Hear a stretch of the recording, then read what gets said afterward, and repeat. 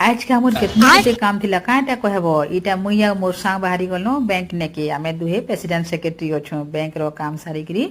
आमे पले आसनु घर के तापरे मुई गली गुर मोर एसजी मीटिंग टे थिला तो सेने मीटिंग अटेंड करली हमर एसजी मामने तांको यूनिफॉर्म घिनिथिले से माने कहले कि सीआरपी तमे दे दियो कहि करी तापरे सब सभ्या मन के में गुटे गुटे करी करी दे देली आमे चाली चाली करी इटा पले आसली घर बाबू इटा वाशिंग मशीन रे कपड़ा धुतला तापरे मोर भाई भी आमने के आसला से छुट्टी रे आसे तो इटा होचे हमर सान बाबू से तार मामा के बटाला आ इटा के नटखट होकरी से रोड ने वीडियो शूटिंग करूथला लोग बाग के गाड़ी मोटर के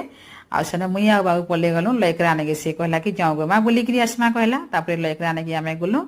आ नाश्ता पास्ता करी करी आसनो तापरे एटा होटल थाने गेलनो मिनकी गांठिया कांकाटा घेलनो तापरे पले आसनो मोर माँ घर ठाना इटा मोर माँ देखि पारुथबो ता देह टिके भल नि थाई तो ताके टिके भेटे इसी कहली आ मोर माँ के भेटे गिरीटा में हमर बाबू